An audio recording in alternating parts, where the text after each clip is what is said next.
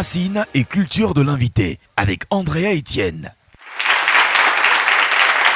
Si je devais décrire notre invité en une citation, je dirais que les mers calmes ne forment pas les pêcheurs les plus téméraires. Effectivement, des tempêtes de la vie, en fait, vous ont forgé, ont fait de vous la légende et surtout ont contribué à mettre devant nous aujourd'hui l'homme que vous êtes ici. En bon BT de Gagnois, oui. Voilà. Vous êtes précisément du village de Zedi-Bolé-Baompa. Oui. Je le dis bien? Ouais, c'est un peu mélangé. Donc, en bon BT donc, de ce village, vous êtes un précurseur né. Dans votre famille, on aspire à se frayer un chemin par soi-même. D'ailleurs, en effet, votre père, en cherchant un avenir meilleur, a quitté son village natal pour s'installer à Oumé, oui. Voilà, où il deviendra le chef du village. Oui. Voilà, il y gagnera un grand respect. Et toute votre famille aujourd'hui bénéficie de cette reconnaissance et de ce respect. On peut applaudir pour ça. Votre père, il est également chanteur. Par sa voix extraordinaire, il rassemblait le village les soirs autour de lui. Cette capacité à fédérer lui vaudra le surnom de Mouélé Zégré. En langue BT. Non, j'ai appris cette semaine. Bravo. Hein. Et en fait, qu'est-ce que ça signifie? Mouélé Zégré, ça signifie celui qui rassemble par sa voix. Oui. Un talent pour le chant inné qu'il a transmis à tous ses enfants, à vous, mais également à vos frères et sœurs. Oui. Donc, le chant, c'est quelque chose de très fort. Merci. Dans la culture BT, le chant est une seconde nature. Hein. C'est un moyen d'accompagner les joies, les peines, mais également à l'occasion des veillées funéraires au cours desquelles chaque membre de la communauté va apporter sa contribution financière. On chante aussi à la mémoire du défunt, on chante à la mémoire de la personne qu'on aime. La complainte a pour objectif de réveiller les émotions, d'évoquer l'histoire de la famille, mais aussi de remonter, de se remémorer un peu la vie de cette personne qui est chère à notre cœur. La danse également, elle fait partie donc de la culture BT. Yeah. Et j'ai envie de dire, vu que vous êtes un peu le précurseur du bébé, on peut vous appeler... c'est quoi le nom des... Cesseignon, c'est ça? Oui. Si je ne me trompe pas. Est-ce que je dis bien? Oui, Cesseignon. On peut l'appeler Cesseignon. C'est le nom, en langue BT, c'est le nom qu'on donne aux danseurs de bébé. Voilà, donc vous avez devant vous un très beau Cesseignon. Voilà. Dans votre village, il y a un interdit alimentaire. D'où vient l'histoire? En fait, il y a une légende qui dit que lorsque vos ancêtres cherchaient une terre où vivre, en fait, où s'installer, c'est un rat, donc un rongeur, ce rongeur, l'agouti, comme on connaît ici. Donc c'est lui qui a guidé le peuple, qui leur a donc permis de se frayer un chemin et de trouver le village sur lequel ils vont s'installer. Et du coup, les ancêtres ont décrété qu'il était interdit de manger cet animal. Voilà. Agouti, voilà. C'est ça. Est-ce qu'on n'avait jamais mangé d'agouti? Vous n'êtes pas trompé un peu? Non. Jamais. Aux États-Unis, non? Dans la sauce graine, la sauce aubergine, la sauce bois-boissi, jamais? Oui. Quand je suis devenu chrétien, alors j'en mange maintenant, il n'y a pas de problème. Okay. Ah, ok. Voilà. Il n'y a pas de totem. Hein? C'est bien vrai ce que ma fille vient de dire.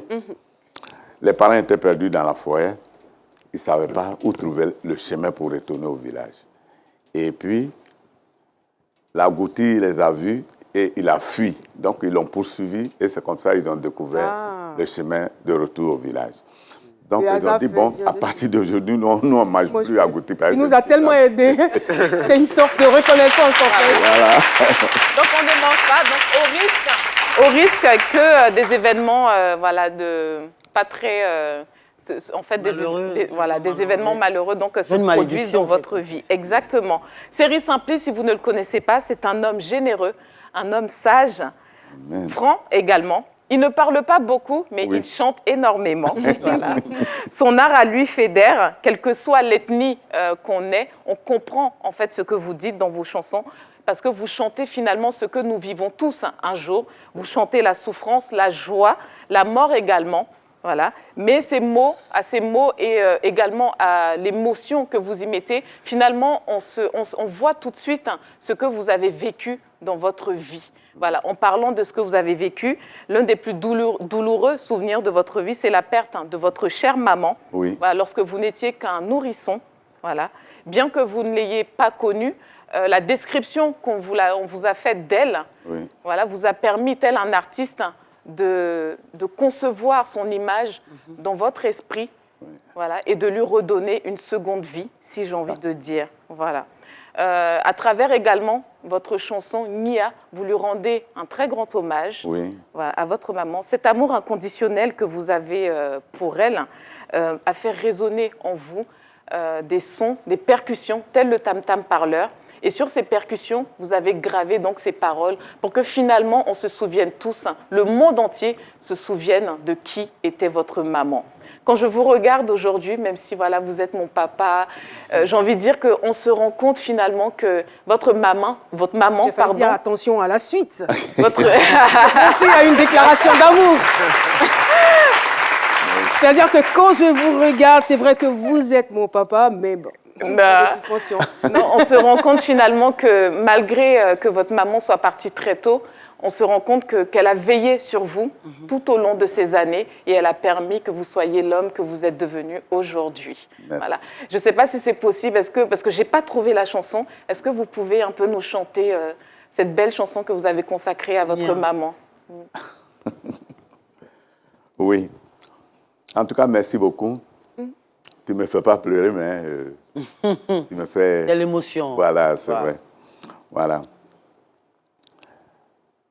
J'ai aussi, avant de faire quelque chose, j'ai aussi perdu quelqu'un de cher qui s'appelle Hiro Otis. C'était mon petit frère, on est des mêmes pères. Donc, quand je compose, des fois, je lui donne. Et quand lui aussi compose, il me donne. Quand on voit que, bon, parmi nous deux, qui chante le morceau bien, alors c'est lui qui continue dans le studio. Donc, ce Nia-là, c'est à lui que j'ai donné. Voilà. J'ai dit,